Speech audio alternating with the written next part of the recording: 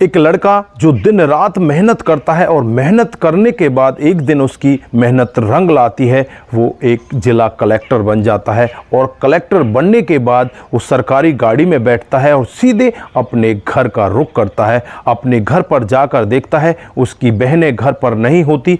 जब अड़ोसी पड़ोसियों से पूछा जाता है कि मेरी बहनें कहाँ हैं, तो पड़ोस में ही एक बिल्डिंग बन रही होती है। उस बिल्डिंग में उसकी तीनों बहनें मजदूरी कर रही होती हैं। यहाँ पर जो उनका ठेकेदार होता है उनको डांट फटकार लगा रहा होता है। दोस्तों, जब भाई जो आज कलेक्टर बन चुका होता है अपनी बहनों की ऐसी दशा देखता है तो उसकी आंखों में आंसू टप टप गिरने लगते हैं। इधर जब बहनें अपने भाई को देखती हैं तो दौड़कर उसके गले लग जाती हैं। दोस्तों, क्या पूरी कहानी रही होगी, कैसे कैसे इन्होंने अपने भाई को कलेक्टर बनाया होगा। दोस्तों, आप भी अगर पूरी कहानी के बारे में जानना चाहते हैं तो वीडियो को ज़रा सा भी स्किप ना करें, लास्ट तक वीडियो को ज़रूर देखें। दोस्तों, आज की ये कहानी आप लोगों को बहुत ही ज़्यादा शिक्षा देकर जाएगी। नमस्कार, जय हिंद। आप देख रहे हैं APH न्यूज़ राहुल रावत के साथ। तो दोस्तों, एक परिवार जो बिहार में रहा करता है अब मेहनत मजदूरी के लिए वो गुजरात के अहमदाबाद में पहुंच जाता है। परिवार में माता पिता होते हैं, 2 बड़ी लड़की होती हैं और एक लड़का होता है और एक छोटे वाली लड़की होती है। यानी कि 6 लोगों का ये परिवार होता है और अहमदाबाद में ही रहकर मेहनत मजदूरी करने लगता है। धीरे धीरे ये परिवार आगे बढ़ने लगता है। दोस्तों, एक दिन का वाक़या होता है जब ये लड़का छोटा सा होता है, इसकी बहनें इसके साथ खेल रही होती हैं। तभी जो बड़ी वाली बहन होती है अपने छोटे भाई से पूछने लगती है कि तू बड़ा होकर क्या बनना चाहता है। तो वो कहता है कि मैं बड़ा होकर कलेक्टर बनूंगा। इसने कहीं से सुन लिया था कि कलेक्टर बहुत बड़ा पद होता है। तो यहाँ पर बहनें कहती हैं कि चाहे हमें कुछ भी करना पड़े, हम तुझे एक दिन कलेक्टर बनाकर ही छोड़ेंगे। दोस्तों, उसके बाद ये स्कूल जाने लगते हैं, स्कूल में पढ़ने लगते हैं। सरकारी स्कूल में इनका एडमिशन होता है। माता पिता दिहाड़ी मजदूरी करके इनका गुजारा करने लगते हैं, इनके पेट को पालने लगते हैं। धीरे धीरे समय बीतने लगता है और एक दिन आ जाता है कि जब ये लड़का अपनी +2 की पढ़ाई पूरी कर लेता है और अपने माता पिता से कहने लगता है कि माँ बाबूजी, मैं भी आपके साथ अब मजदूरी करने चला करूँगा, क्योंकि आप लोग अब बूढ़े हो चुके हो, आप कब तक कमाओगे, मैं भी आपके साथ कमाना चाहता हूँ। लेकिन यहाँ पर जो उसकी बड़ी बहन होती है उससे कहती है कि हमसे किया हुआ वादा तू भूल चुका है, तुझे हमने कलेक्टर बनाने का वादा किया था, हम तुझे कलेक्टर बनता हुआ देखना चाहते हैं, उसके लिए चाहे कुछ भी करना पड़े, मैं खुद मजदूरी करने के लिए जाऊंगी, लेकिन तू कलेक्टर की पढ़ाई कर। उसके बाद माता पिता भी कहते हैं कि बेटा, जो तेरी बहन कह रही है तू वो बन जा, अगर तू बन सकता है तो वो मेहनत कर ले, उसमें हम सब की भलाई होगी, हमारी कंगाली भी दूर हो जाएगी। दोस्तों, यहाँ पर वो लड़का फिर उन सब की बात मान लेता है, सरकारी कॉलेज में एडमिशन ले लेता है। यहाँ पर माता पिता उसके लिए पैसे भेजने लगते हैं। धीरे धीरे उनका समय बीतने लगता है। दोस्तों, ये लड़का ग्रेजुएशन अपनी पूरी कर लेता है। ग्रेजुएशन पूरी करने के बाद ये अपने माता पिता के पास आता है और कहने लगता है कि मुझे अब कोचिंग लेनी होगी, कोचिंग के लिए मुझे बाहर जाना होगा, उस सब के लिए मुझे पैसे चाहिए होंगे। तो माता पिता कहते हैं, बड़ी बहन कहती है कि तुम्हें इस सब की टेंशन लेने की ज़रूरत नहीं है, तुम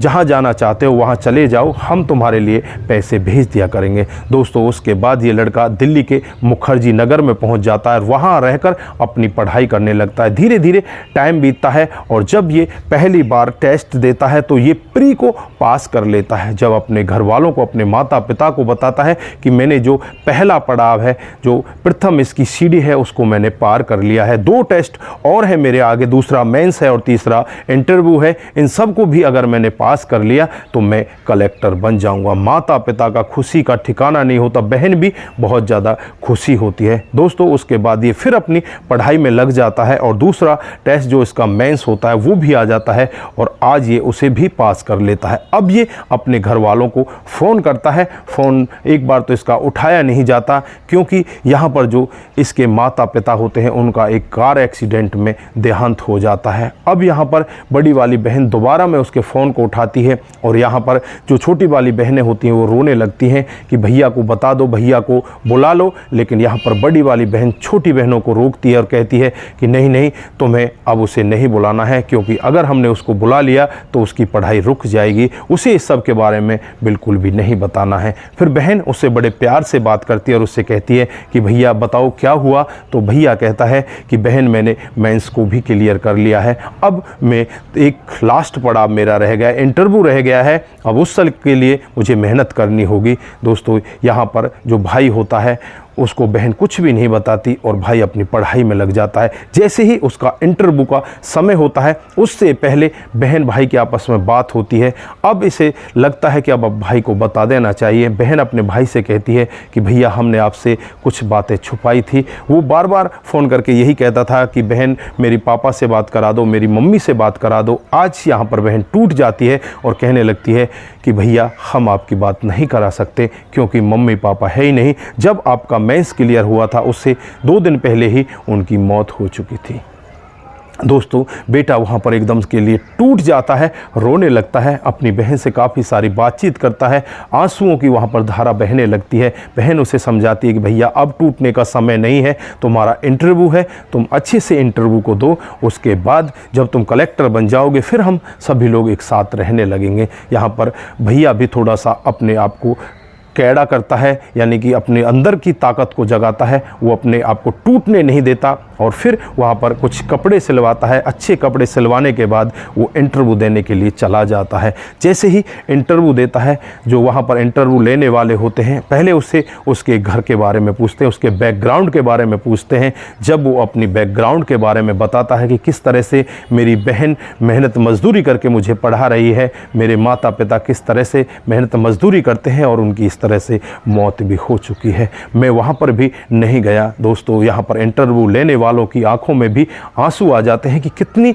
विकट समस्याएं इसके जीवन में आई, ये फिर भी नहीं टूटा और इसने आज यहाँ तक पहुँचने में बहुत सारी मेहनत की है, इतनी लगन के साथ ही यहाँ पर पहुँचा है। उसके बाद उससे कुछ सवाल जवाब किए जाते हैं जो उसके रिलेटेड होते हैं। दोस्तों सभी सवालों के वो बड़े अच्छे से जवाब देता है। जवाब को सुनकर वो लोग भी बहुत ज़्यादा खुश हो जाते हैं और यहाँ पर ये इंटरव्यू को पास कर लेता है। दोस्तों जब ये इंटरव्यू को पास करता अपनी बहन के पास फ़ोन करता है, बहन भी बहुत ज़्यादा खुश होती है, कहती है कि भैया अब तू हमारे पास आ जा, अब तू यहाँ पर कलेक्टर बन चुका है। तो यहाँ पर वो कहता है कि बहन अभी मेरी ट्रेनिंग स्टार्ट होने वाली है, मुझे ट्रेनिंग पर जाना होगा, मैं अब तुम्हारे पास नहीं आ सकता, जब मेरी ज्वाइनिंग हो जाएगी उसके बाद मैं तुम्हारे पास में आ जाऊँगा।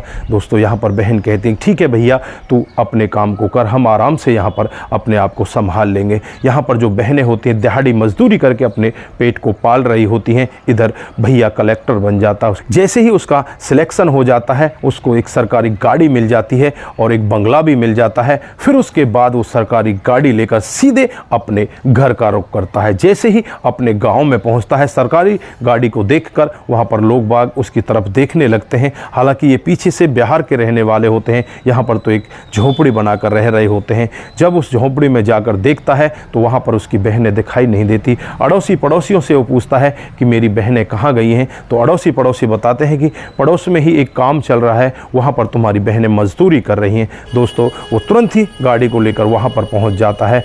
यहाँ पर जो ठेकेदार होता है इनकी बहनों को झाड़ लगा रहा था कि इस तरह से तुमने काम नहीं किया, इस तरह से तुम्हें काम करना चाहिए, वो वहाँ पर चुपचाप उसकी झाड़ सहन कर रही होती हैं। और जब अपने भाई को देखती है, पहली बार में तो वो पहचान नहीं पाती, लेकिन जब भाई बिल्कुल नज़दीक पहुँच जाता है तो तीनों बहनें कामकाज को छोड़कर दौड़कर उसके गले लग जाती हैं। और जब ठेकेदार को भी पता चलता है कि इनका ये भाई है और ये कलेक्टर बन चुका है, ठेकेदार भी अपने आप में शर्मिंदा होने लगता है और कहता है कि मुझे माफ़ कर देना। उसके बाद यहाँ पर ये अपनी बहनों को अपनी गाड़ी में बिठाता है और कहता है कि बहन अब यहाँ पर नहीं रहना, क्योंकि सरकारी मुझे घर मिल चुका है, उस घर में सभी को रहना है। उसके बाद तीनों बहनों को अपने साथ लेकर जाता है और तीनों बहनें वहाँ पर अपने भाई के साथ रहने लगती हैं। कुछ ही दिनों के बाद बड़ी वाली बहन के लिए लड़का देख लिया जाता है, उसकी अच्छे से शादी कर दी जाती है। उसके बाद उससे जो छोटी वाली बहन होती है उसकी भी शादी बड़ी धूमधाम से कर दी जाती है। अब जो दोनों बड़ी वाली बहनें होती हैं वो कहने लगती हैं कि भाई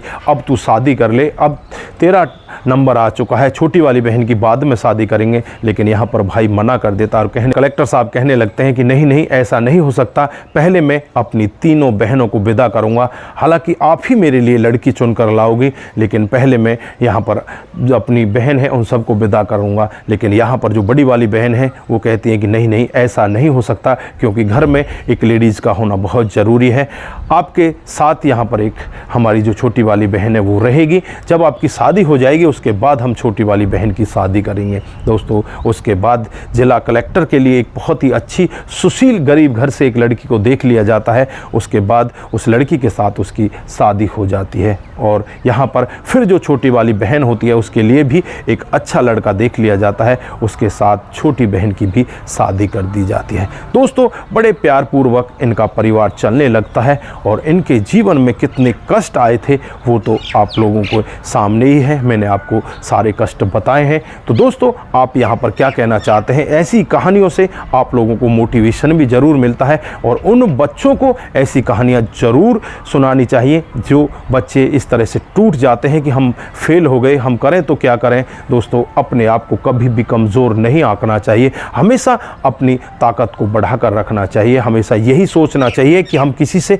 कमज़ोर नहीं हैं, हम सब कुछ कर सकते हैं। अगर आपने दृढ़ निश्चय कर रखा है कि मुझे ये सब करना है तो आप ज़रूर वो सब कर लेंगे। दोस्तों, जैसा इस लड़के ने यहाँ पर किया कि मुझे कलेक्टर बनना है, बहनों ने भी इतना सहयोग उसको दिया तो वो आज कलेक्टर बन जाता है। तो दोस्तों, अपने आप को कभी कमज़ोर ना होने दें, अपने आप को इस तरह से आगे बढ़ाएं, इस तरह से अपने अंदर ताकत फूकें कि हम कुछ भी कर सकते हैं, तो आप सब कुछ कर सकते हो। तो दोस्तों, ये रही आज की हकीकत की कहानी। आप लोगों को कैसी लगी? अगर आपको जरा सी भी प्रभावित करती है, जरा सी भी अच्छी लगती है तो दोस्तों के साथ ज़रूर शेयर करके जाएं। आज के लिए बस इतना ही, फिर मिलते हैं किसी नए मूड के साथ। तब तक के लिए अपना ख्याल रखें, परिवार का ख्याल रखें, सतर्क रहें, सावधान रहें। नमस्कार, जय हिंद, जय भारत।